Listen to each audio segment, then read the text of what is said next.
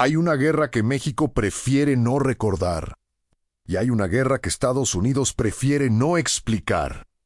En 1846, el ejército más poderoso del continente americano invadió a su vecino del sur con un pretexto fabricado. Una ambición territorial descarada y la absoluta certeza de que nadie podría detenerlos.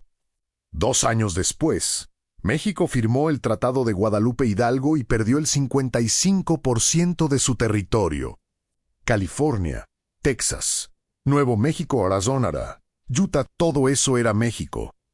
Y en el lapso de una guerra de yo serlo.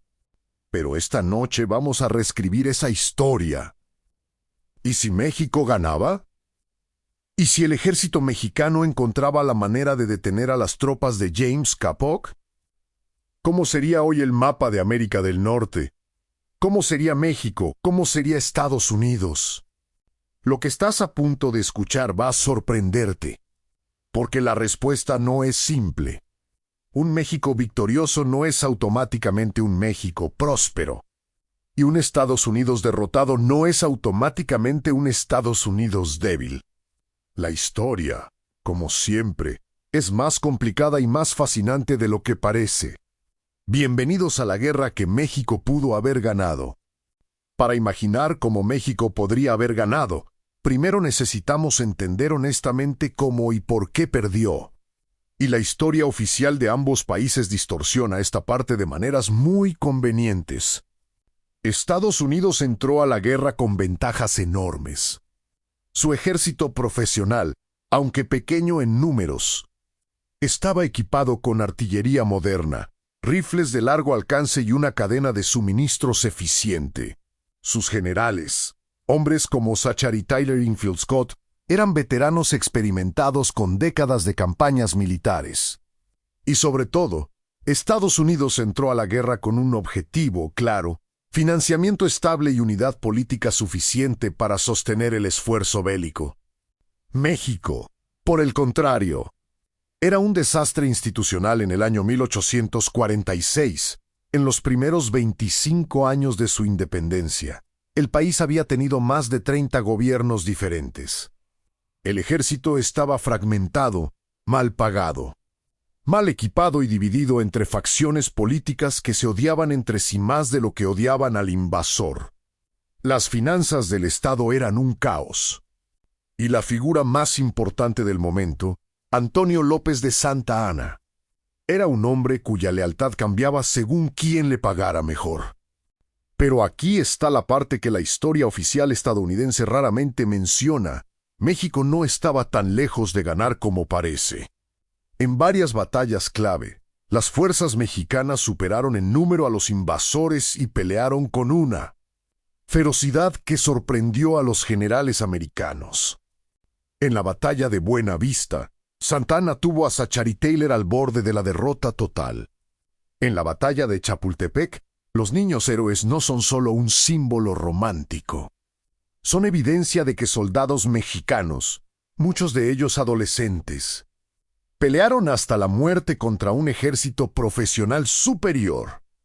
México perdió no porque sus soldados fueran inferiores. México perdió porque sus líderes los fallaron. En nuestra línea de tiempo alternativa, el cambio ocurre en 2 momentos precisos. El primero es político. En febrero de 1846, antes de que estalle formalmente la guerra, el Congreso mexicano derroca a Santa Anna y lo exilia definitivamente a Cuba. En su lugar asume el poder una junta de generales encabezada por el general Pedro de Ampudia, un hombre más disciplinado, menos corrupto y con una visión estratégica más clara. El segundo es diplomático. La nueva junta hace algo que en la historia real nunca ocurrió: busca alianzas activamente. Los emisarios mexicanos llegan a Londres con una propuesta concreta. Gran Bretaña, que en esa época tenía enormes intereses comerciales en México y veía con creciente alarma la expansión estadounidense hacia el Pacífico, estaba dispuesta a intervenir. En la historia real, la diplomacia mexicana fue demasiado lenta y desorganizada. En esta línea de tiempo, llega a tiempo. El gobierno británico no envía tropas. pero hace algo igualmente poderoso. Reconoce formalmente que cualquier anexión forzada de territorio mexicano constituye una violación del derecho internacional y advierte a Washington que impondrá un embargo comercial si Estados Unidos no retira sus tropas. Para 1846, Grã-Bretanha era el mayor socio comercial de Estados Unidos. Un embargo británico habría sido devastador para la economía norteamericana, que dependía del mercado inglés para exportar algodón del sur y manufacturas del norte. El presidente Polk lo sabe, sus generales lo saben, y esa presión cambia el cálculo político en Washington de manera fundamental. La guerra no termina antes de empezar. Polk era demasiado ambicioso para eso, pero los términos cambian. Estados Unidos ya no puede pelear una guerra de conquista total. Necesita una victoria rápida y limitada, o arriesga un colapso económico. Y un México más organizado, con tiempo para prepararse y con el respaldo diplomático británico, puede explotar exactamente esa debilidad. La guerra comienza de todas formas en mayo de 1846, pero desde el primer momento es diferente. El general Ampudia, en lugar de dispersar sus fuerzas en múltiples frentes como hizo Santa Anna en la historia real, concentra el grueso del ejército mexicano en el norte, donde las líneas de suministro estadounidenses son más vulnerables. La táctica no es enfrentarse directamente al superior poder de fuego americano en campo abierto, sino cortar sus rutas de abastecimiento, atacar sus convoyes y forzar una guerra de desgaste que Estados Unidos no puede sostener políticamente. Funcionó en parte porque México tenía algo que Estados Unidos subestimó completamente: el apoyo de la población civil en los territorios en disputa. Los ranchos mexicanos en Texas y Nuevo México se convierten en una red de inteligencia. Los arrieros conocen cada camino, cada paso de montaña, cada fuente de agua. Los soldados americanos, que en la historia real pudieron moverse con relativa facilidad por territorio hostil, en esta línea de tiempo encuentran que cada avance tiene un costo enorme. La batalla de Monterrey, en septiembre de 1846, es el punto de inflexión. En la historia real, México negoció una rendición que permitió a sus tropas retirarse. Polk quedó furioso con Taylor por ese acuerdo. En nuestra historia alternativa, no hay rendición. Ampudia tiene órdenes de defender Monterrey hasta el último hombre. La batalla dura 3 semanas. Las bajas americanas son 5 veces mayores que en la historia real. Y cuando Taylor finalmente entra a la ciudad, encuentra una trampa: calles minadas, francotiradores en cada tejado, combate urbano brutal que diezma a sus mejores regimientos. La noticia llega a Washington y produce un shock político. El partido Whig, que ya se oponía a la guerra, gana una mayoría en el Congreso en las elecciones de noviembre de 1846. La presión para negociar se vuelve irresistible. En marzo de 1847, antes de que Winfield Scott pueda lanzar su invasión a Veracruz, se inician negociaciones en La Habana con mediación británica. El resultado no es una victoria total para ninguno de los dos, es un armisticio. Texas, que ya se había separado de México antes de la guerra, queda como un estado independiente y tampón entre los dos países. Pero California, Nuevo México, Arizona, Colorado, Nevada y Utah permanecen mexicanos. Estados Unidos paga una indemnización de $15 millones. No como precio de compra, sino como reparación de guerra, una distinción que en la historia real humilló profundamente a México. México no ganó todo lo que quería, pero ganó lo suficiente para cambiar el mundo. Las consecuencias de esta victoria parcial mexicana se sienten de inmediato en ambos lados de la frontera. En México, la guerra produce algo que décadas de retórica patriótica no habían logrado: unidad nacional real. El ejército que peleó en Monterrey regresa a casa como héroes. El general Ampudia se convierte en presidente con un apoyo popular masivo.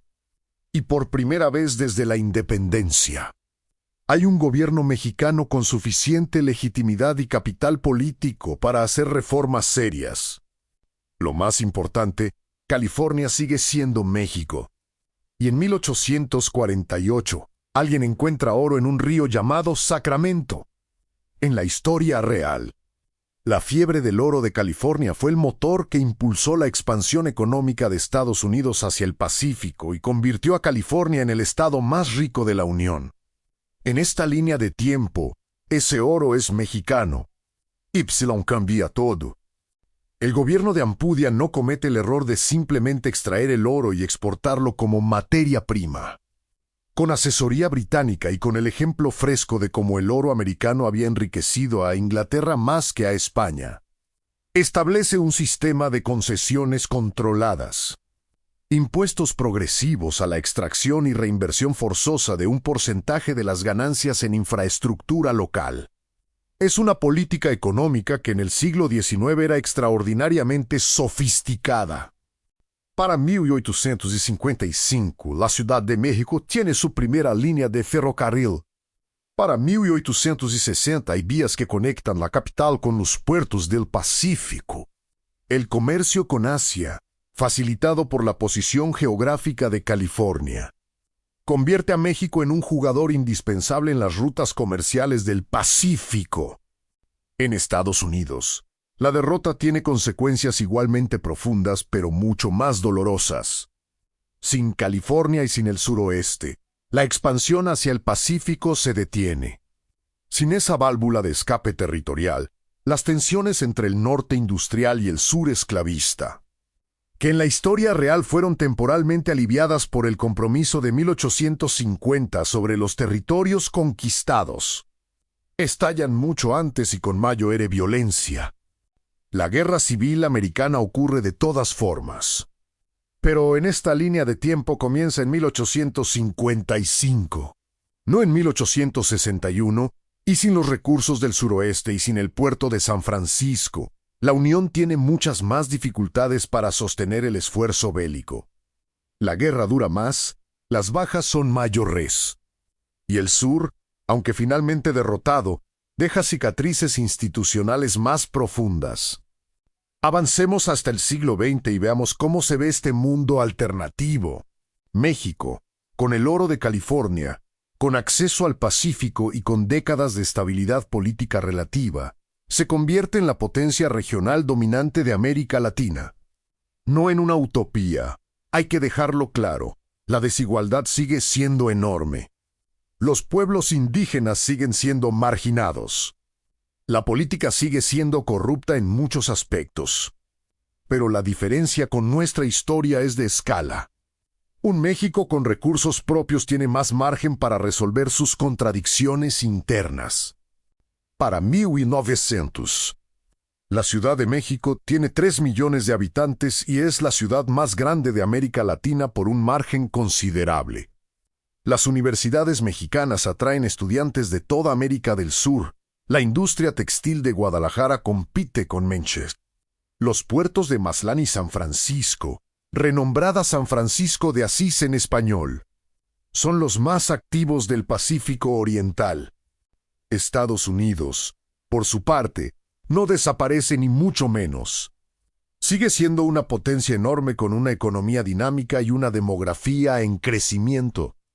Pero sin el Far West, su expansión toma una dirección diferente. Invierte más en el Caribe y en América Central.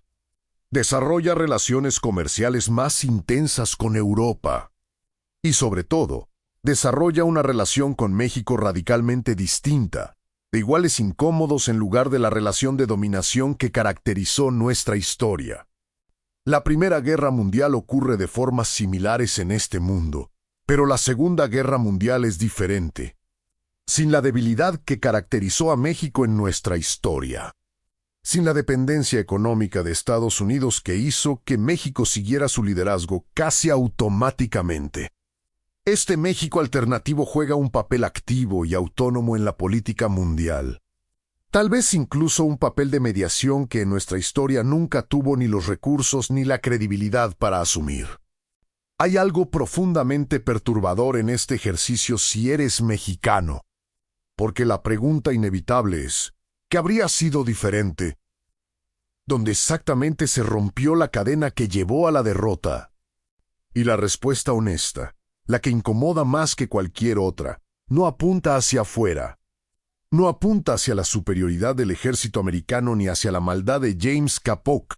Apunta hacia adentro. Hacia las décadas de inestabilidad política que dejaron al país sin liderazgo efectivo en el momento que más lo necesitaba. Hacia las élites que prefirieron pelear entre sí antes que defender al país.